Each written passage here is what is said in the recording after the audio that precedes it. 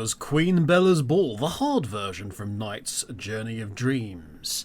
Hello everybody and welcome to another episode of Radio Redux with myself, Kevin. We are at part 2 of our discussion as to the greatest games of all time, or at least our personal greatest games of all time. And I say "our" because it is not just me here today, and for the next show and probably 2 shows after that as well. It's myself, Urfut, and the 2 Johns, Shadow Fox and Turbo. We are going through our individual lists, giving our reasons why said games are the best ever, or at least to us. And in fact, it's actually my turn next. Yes, Right. Kev, I will change what I was going to talk about because it fits very much in with the previous 3, I guess. Yes, you know what I'm doing. There are Why not? there are a few games, and you guys know. I mean, you yourself, Shadow Fox, said about how you'll take Fallout and it'll be a game you go to just disappear for a while. There's games that I think we all get out once a year, pretty much without fail. There's some games in our collection that will always get that yearly playthrough. We don't know when it's going to be, but sometimes we'll just get the itch and we'll get it out and we'll just play through it in one or 2, 3 intense sessions that, I'm just going to go back into this for a little bit, and then, whoops, I seem to be most of the way through the story now because I haven't put the controller down, and oh god. might as well finish it. Might as well. You know what? I remember this bit. You just got to go over here and do this and do this. And what do you mean it's 3 a.m? One of those games for me has already been mentioned, actually. It was mentioned earlier in one of the discussions. Wind Waker. Ah. Yeah. For me, again, like I've had a portion of my top 5 has pretty much been locked for a while, but I have been reappraising that. And with the Zelda series, honest to goodness, if you gave me the chance to just go and sit down with a Zelda game, it would be Wind Waker. I have been trying to get Wind Waker working so it can be played on the LMC Twitch channel for a long time, and in a way that would be suitable. I have spent all kinds of money on all kinds of capture devices to try and get a decent picture off of the. Now this is the original Yes, Wind the Waker, original Wind Waker. not the HD version. Yeah, because I don't have a Wii U, so getting off of the GameCube, which is obviously means off of the Wii, because Oh yeah. I think if this was like 5 years ago, it would have been cheaper to just get yourself a Wii U and get yourself a copy of the game, and you'd be fine. But not anymore. No. And if you think about it, graphically, it's the Zelda that stands out the most. It's got... Who'd have thought that this massive area of the game, which is just water, it's like, yeah, but it's alive. It has a personality. As you're going along in the King of Red Dragons, you're constantly on the lookout. You can just chill and just let the journey happen, but there's stuff around every corner. It's not a sparse map by any way, shape or form, and it's a lovely story. It's full of really genuinely interesting characters. Everybody who has played that game will the second that if you played it through once, it's like, oh god, and by the time you get to the second time, who'd have thought that your grandmother being sick suddenly becomes like a massive thing for you as a person? Link's grandmother sick, drop everything absolutely everything. We are heading back to the island and we're sorting stuff out. Grandma! Grandma, no! The lovely soup lady! Just need to make a stop around the fairy fountain, steal a fairy for Grandma. Just a couple of things first, but Grandma first! Wait, I don't have a bottle yet. Where do I get a bottle so I can capture a fairy? I don't know. Where's that guy with all the pots? Quick, I'll just carry one of those round instead. Fashion something. But it's beautiful in terms of the cell shading. It is perfect for the Zelda franchise. It really is. And I think it has the best Zelda in it. Yeah. It's Zelda, who is not a princess at all until that weird point in the game where she becomes a princess and she sort of loses her edge a bit because like, oh, I'm a princess. Well, she gets it back in the final fight. Tetra back. Well, Tetra hasn't left. I know, but you sort of expect it to just go, oh yes, look at this, and then like rip the bottom of the dress off and go, yes, and now I'm going into battle with you. In fact, I'm leading the way. How about you give me Actually, the sword? You say that. I've seen fans interpret that. Yeah, you can just see in other forms of media. You can definitely see that. But I don't think it's that much of a surprise actually that Breath of the Wild's look, in terms of its graphics, is a tiddly bit towards that shading aspect. They try it, yeah, but it's definitely of a different design of shading than what Wind Waker brought, because Wind Waker is definitely more like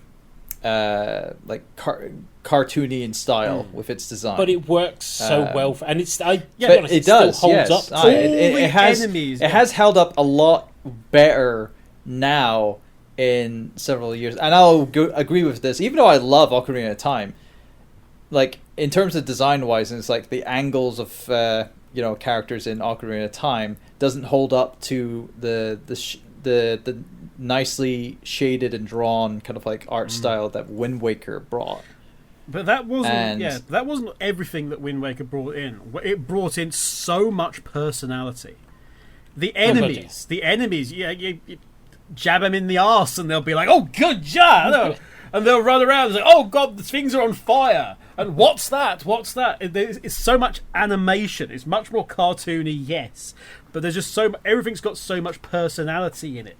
And Wind Waker was the next one that really built on the idea of the tropes that had been previously established, then clarified and expanded in Ocarina of Time. Wind Waker was the one that really started to look at the Trinity and the fact that there's this cycle and the fact that it keeps happening. And it was the first one to really go, and isn't that a tragedy? Yeah, Ganondorf is oddly enough portrayed not as this. He is a villain, but there is a sympathetic angle to him. Yeah, but we spend time with Ganondorf, a small amount of time, admittedly, but we get some much needed backstory for Ganondorf. Like, why is this happening in the first place? Why was he after Hyrule? And as you say, we get a very sympathetic angle from him as he explains, why he did this. But he's not surprised. Ganondorf is actively searching, remember, for people with the pointy ears, with the heritage, because he's looking for a Link and he's looking for a Zelda. He knows they're out there somewhere. More specifically, he wants Zelda, because the Triforce is more powerful with her in his mind. But it's the first one that really sort of goes, okay, well, yes, there is this cycle, but also they're trapped in the cycle.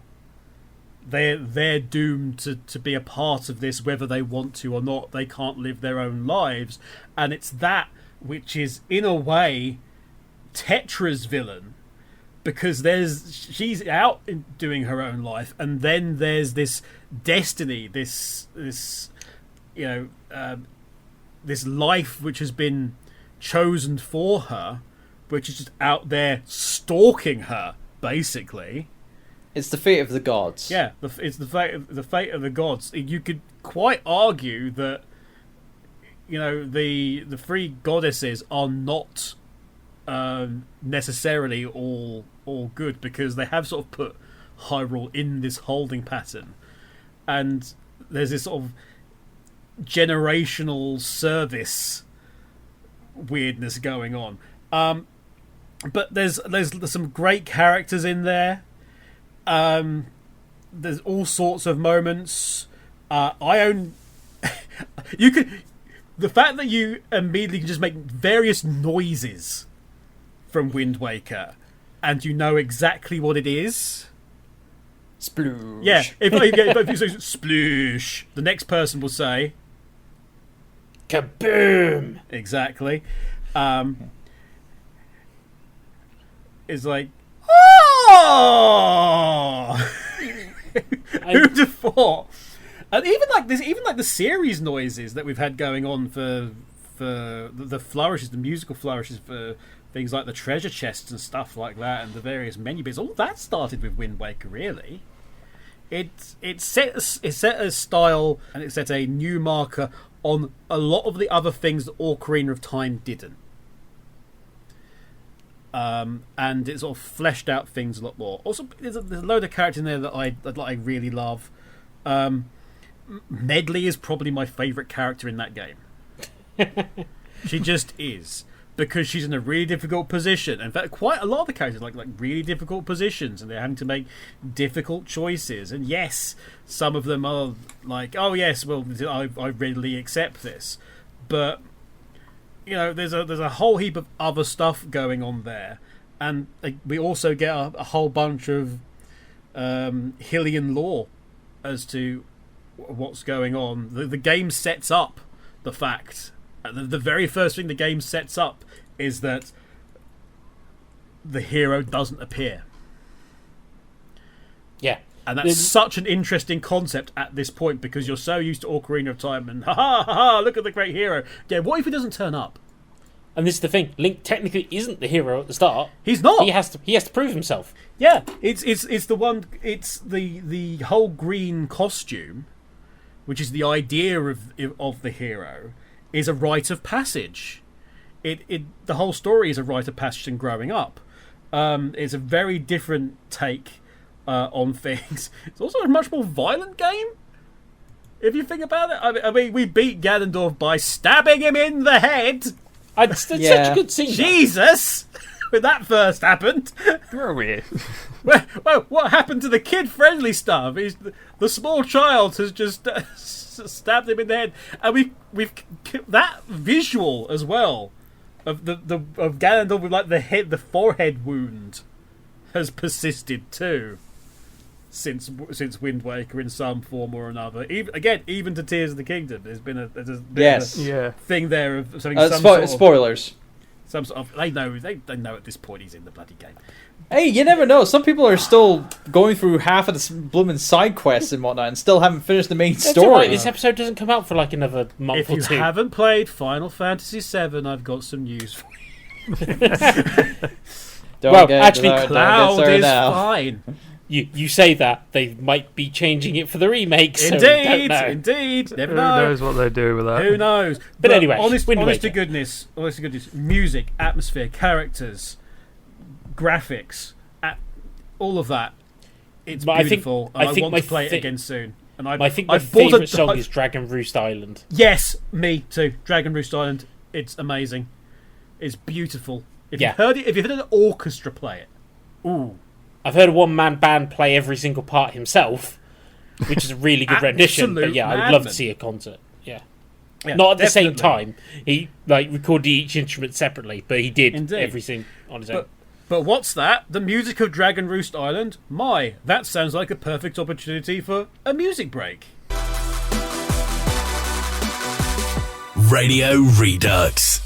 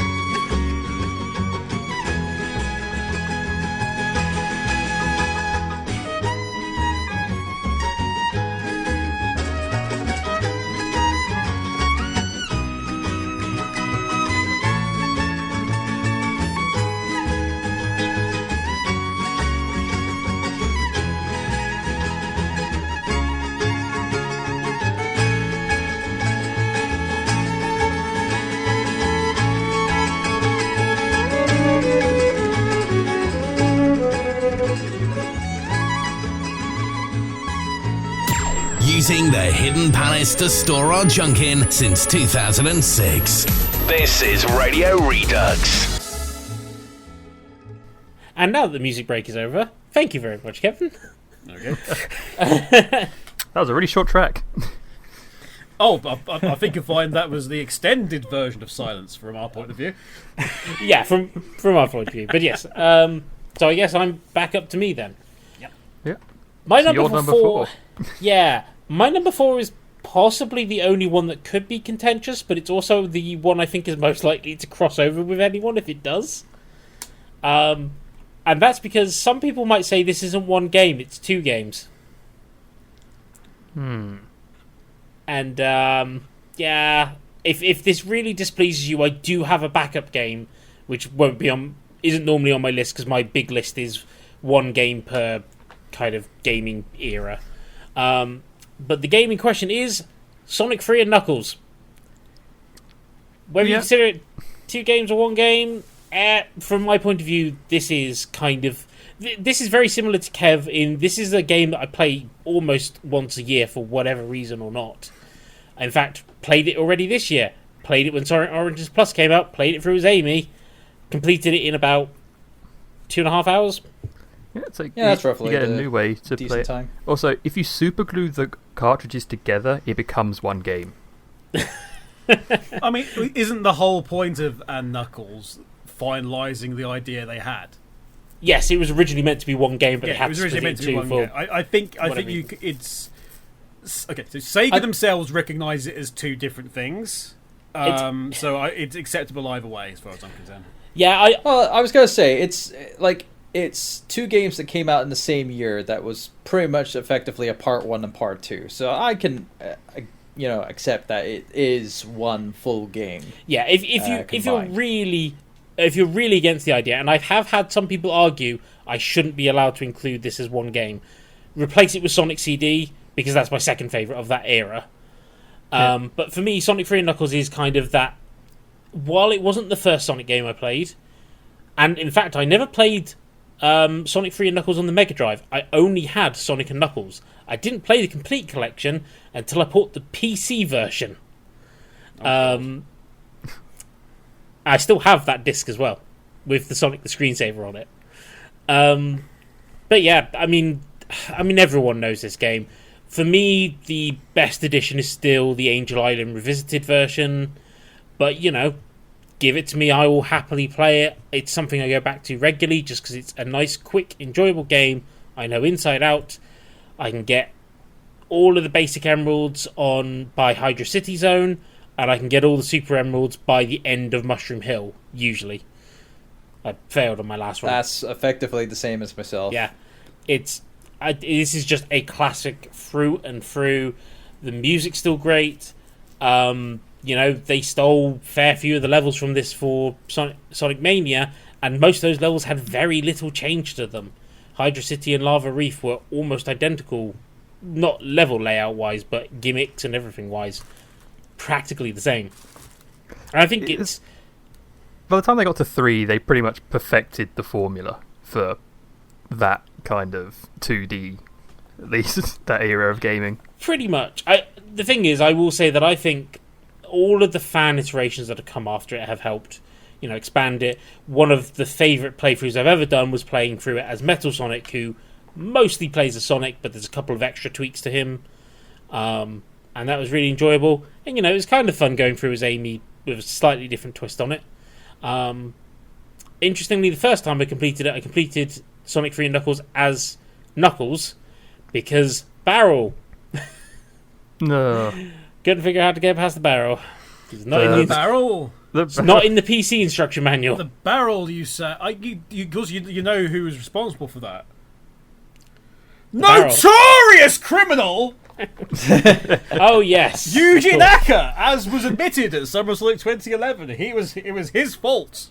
It's alright, he's behind bars. He admitted it. Send him to prison. He's paying for his crimes. Prison for barrel crimes. He would like all these other crimes to be taken into account, please. But yeah, so I don't think I need to go on this one too much. But even nowadays, I'm still looking at different ways to play the game. I'm still downloading other mods for it. I still look out for, all of the stuff other people are doing with it.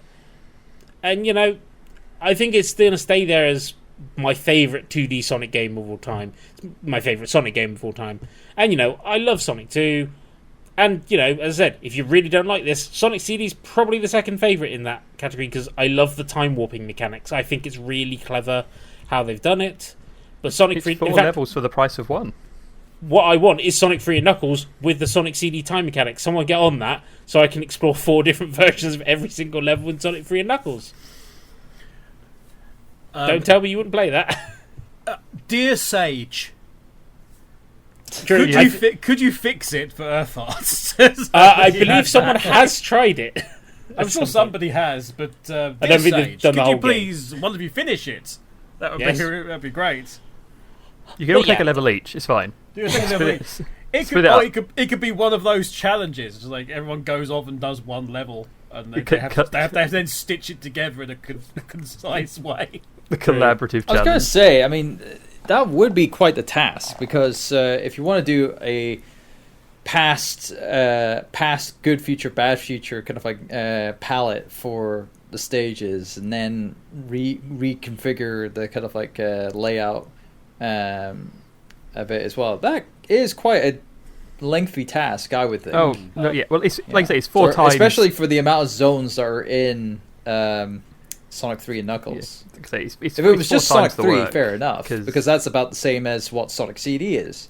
But taking the 2 and doing all that, oh yeah, that's quite the task.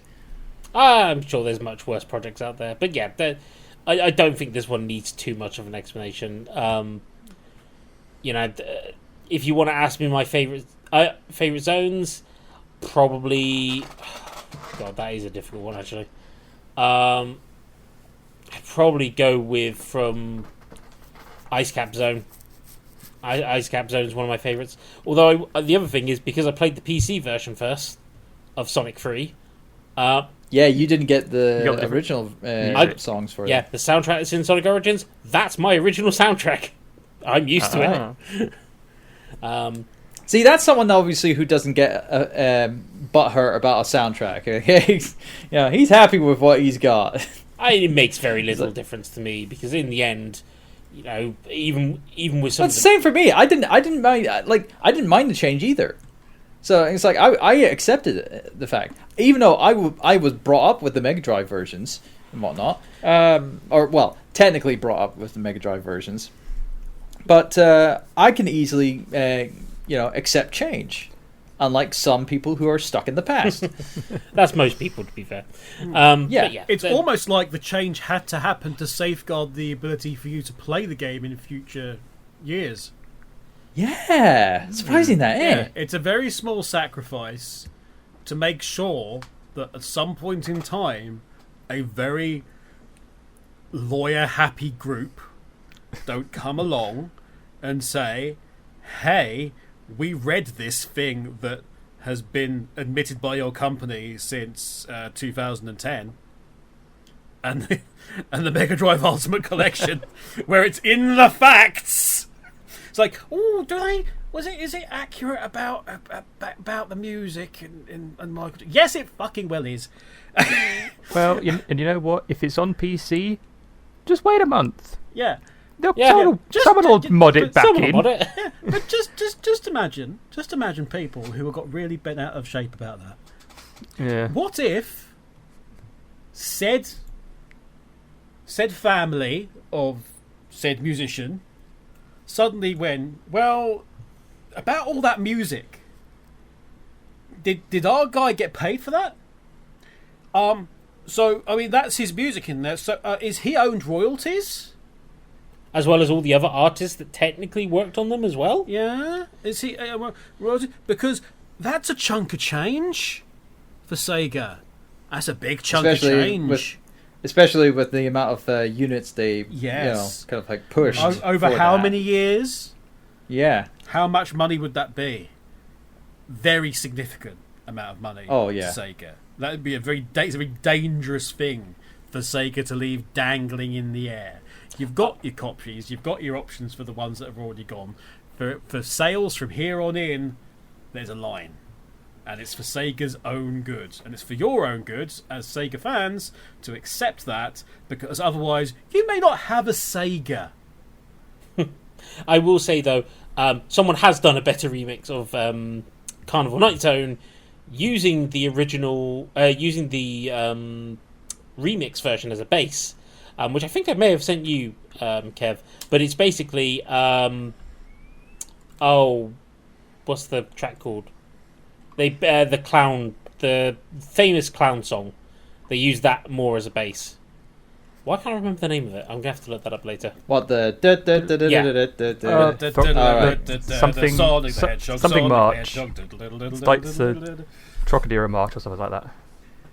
It's definitely not the Trocadero March. No, not the Trocadero March. It's something March. Yeah.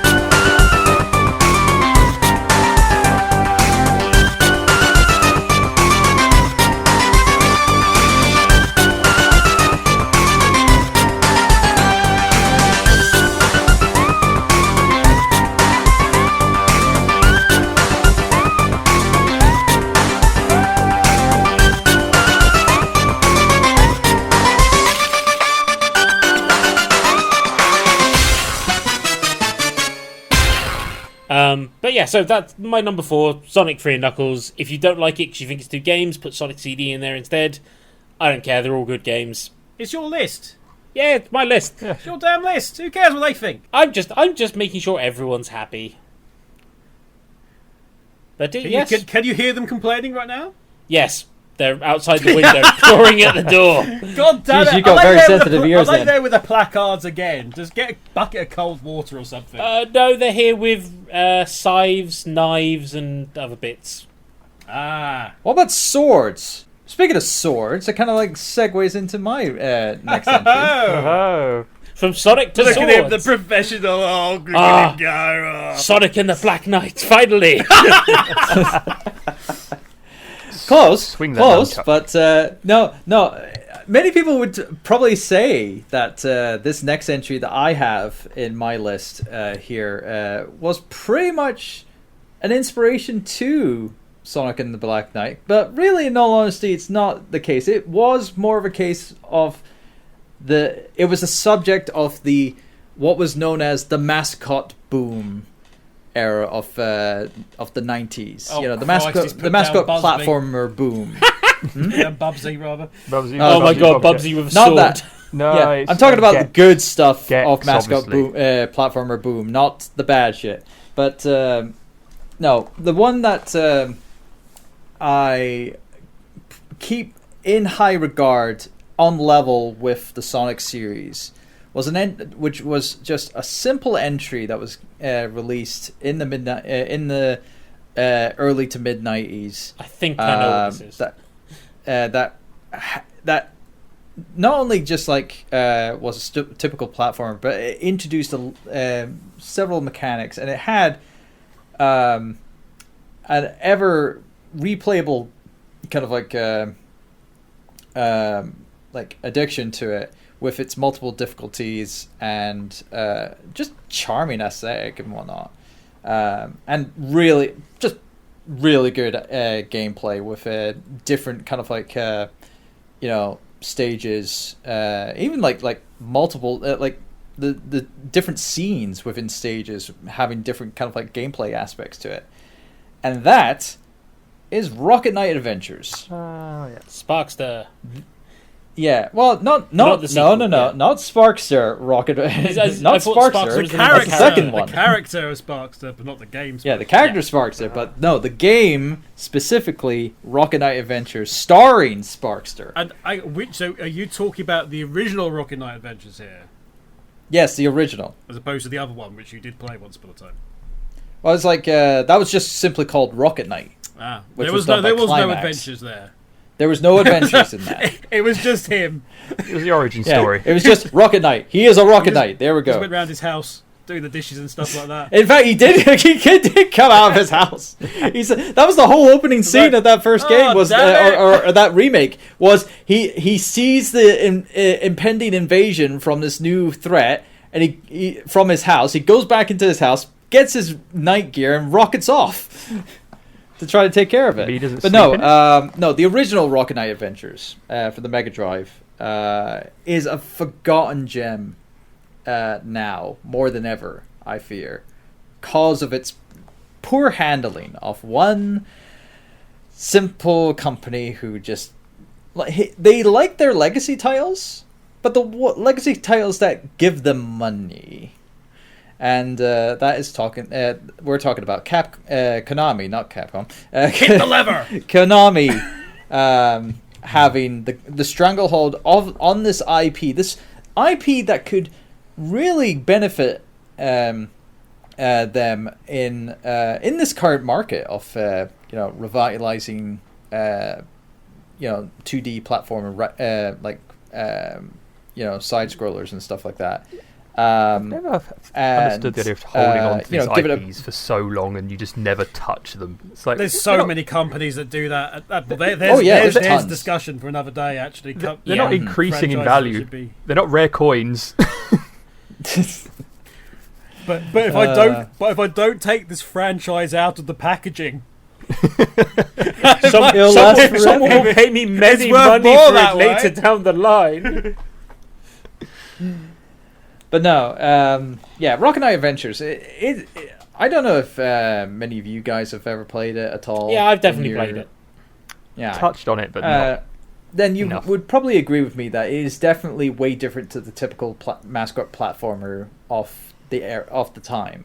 Yeah, where they did try to incorporate many different ways of actually playing in a platformer. Specifically, the jetpack kind of like mechanic of charging that up and being able to launch yourself in one of 8 directions.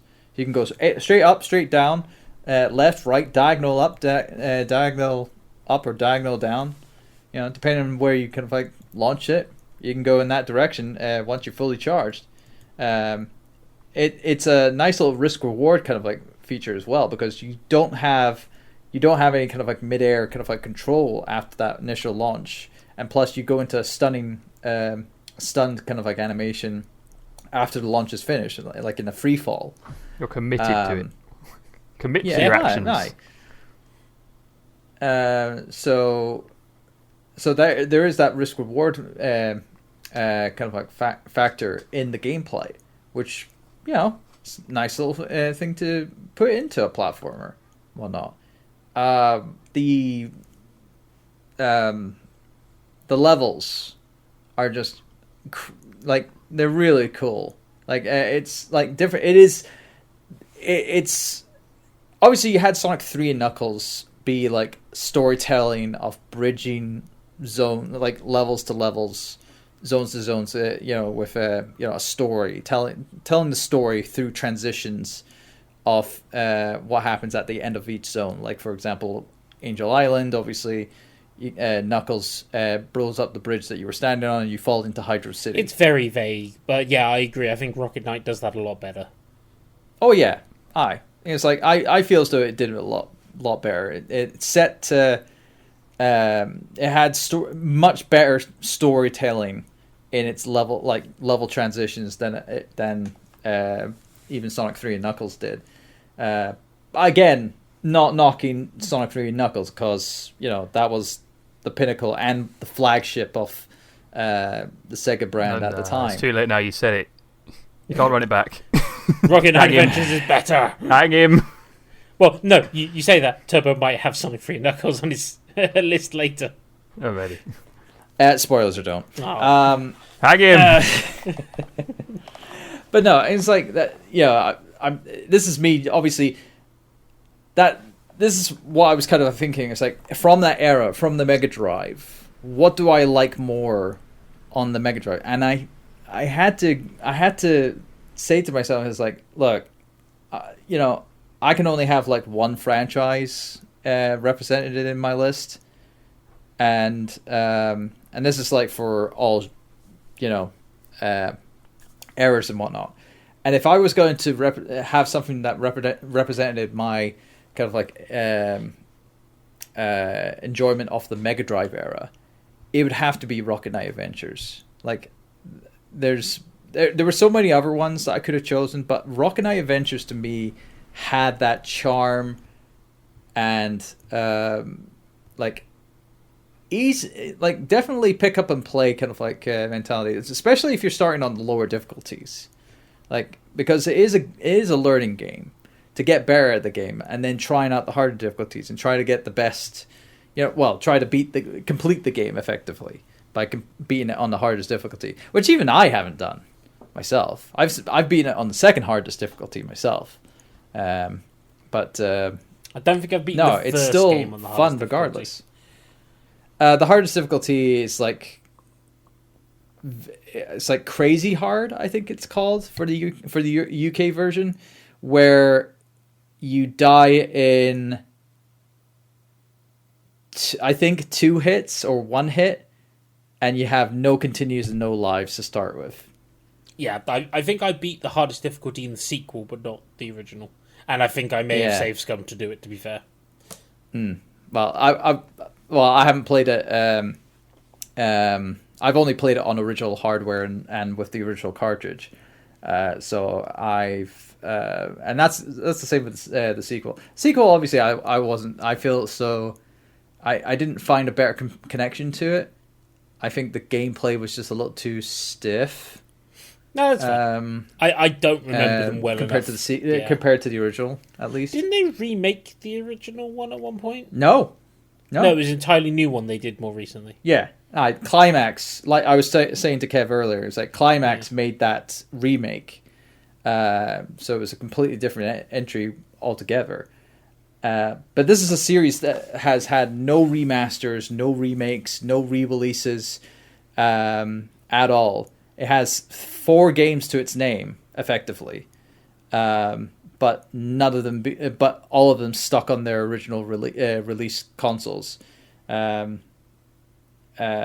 Rocket Knight Adventures on Mega Drive, Sparkster, Rocket Knight Adventures 2 on Mega Drive, Sparkster on SNES, and Rocket Knight for Xbox Live Arcade and PlayStation Network and all that. And all of them, I mean, granted, they have their own quirks and stuff like that, but the first one is, to me, the best, and had definitely elevated the whole kind of like engaging gameplay with, I wouldn't say dramatic storytelling through the form of gameplay effectively, but really good storytelling through gameplay, and the little cutscenes that they had between like levels and stuff like that. I thought it was a nice little package, and I have so many great memories of that. And I could, I just love the character of Sparkster, and I love the world that they were trying to tell. Especially when you read through that instruction booklet and you read the lore of the world that you're on and stuff like that. It was, it was fun. It's just a shame it was never elaborated or expanded upon with further like sequels, remakes, even other mediums. Like the closest that we got was STC having a brief stint at having a story based on the world of Rocket Knight Adventures and whatnot, and I think that's where I first heard of him. So yeah, it's like that's a lot for the UK at least, but outside of that, you don't have anything else that expands on that series and whatnot. I mean, wouldn't it have been great to see a cartoon series based on that first game? It'd be amazing. It'd be something that would rival all those kind of like 90s cartoons that at the time, like Biker Mice from Mars and Teenage Mutant Ninja Turtles and all that. It's like it would definitely fit right into there with how it's presented. And then you can make merchandise of usable jetpacks for all the kids. Oh, that would be cool. I mean, we had proton packs back in the day. And it's like, what's wrong with having a rocket pack strapped to your back? I think we need to start like some sort of underground movement here to get more love for the Rocket Knight series. Because we see more people cosplaying as, what was the name of the bad guy? What's the name of the Axel Gear was the Black Knight. Oh yeah. Sparkster and Axel Gear, and you see loads more people at cons cosplaying as them. Start as like an underground movement, a revolution. It's been a decade since we had a game in this franchise. Boy. But yes, But yeah, Rocket Knight Adventures. That's my second game that I have on my list there.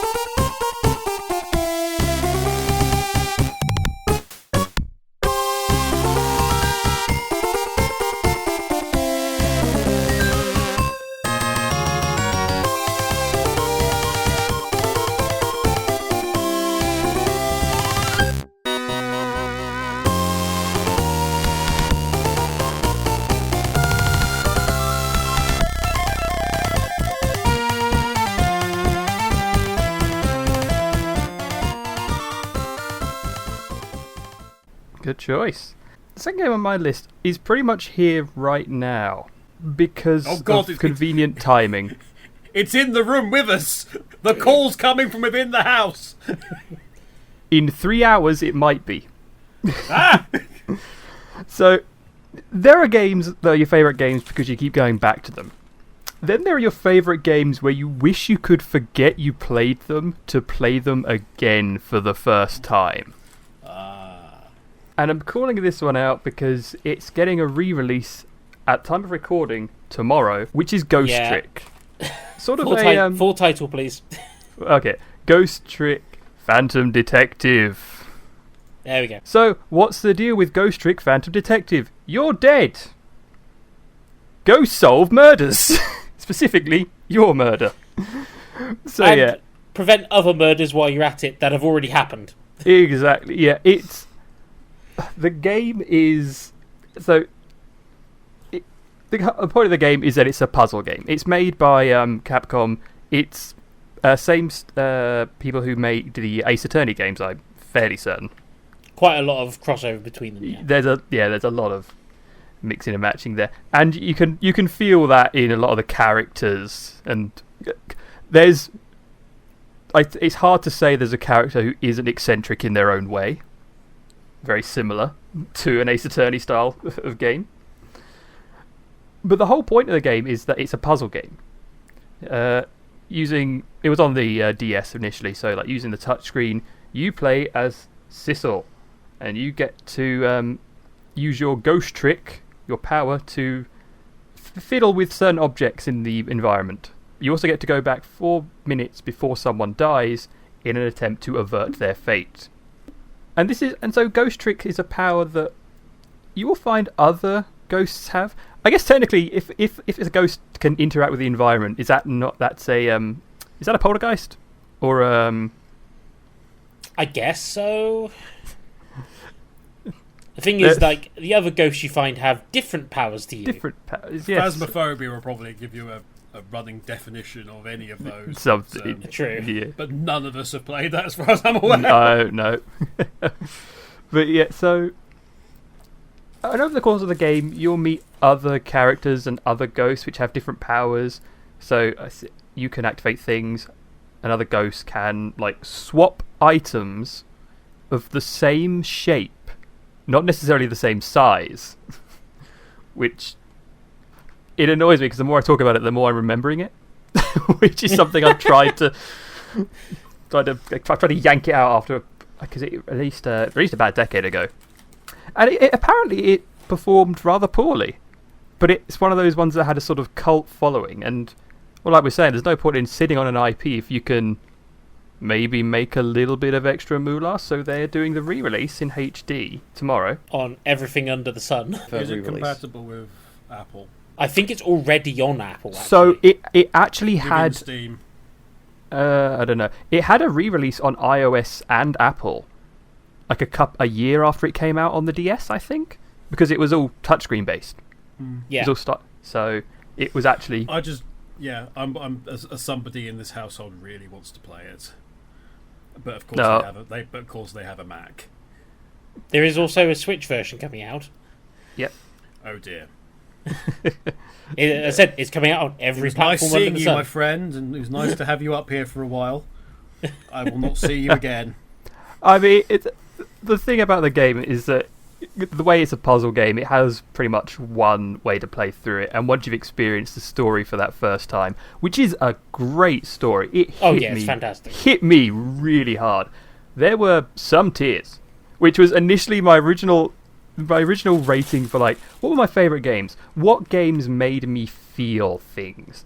Ghost Trick has been one that has stuck with me, and the way it made me feel for that decade.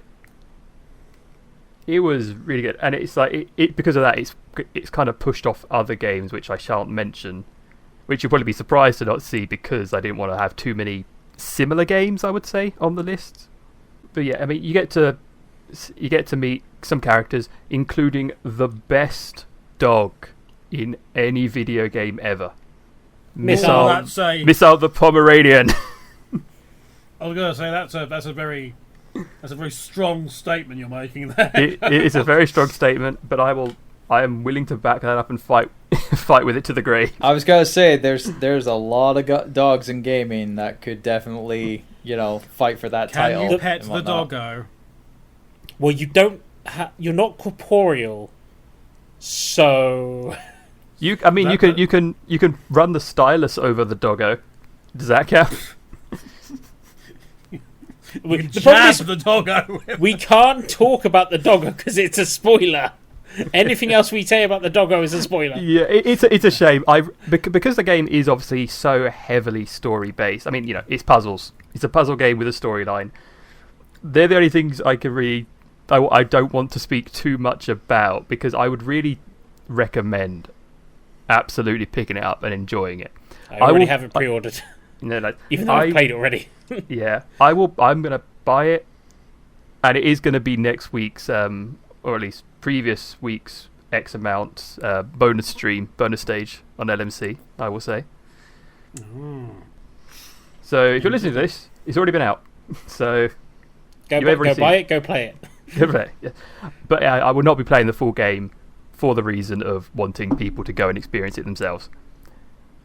But yeah, as such, I think I will just cease it there. All I'll say is that the puzzles are they're very clever to do, very intuitive, and the different mechanics you get throughout allow you to flex your mind. Yeah, it keeps adding a little twist here and there to keep it fresh, and that's what makes it work so well. And failure isn't the end.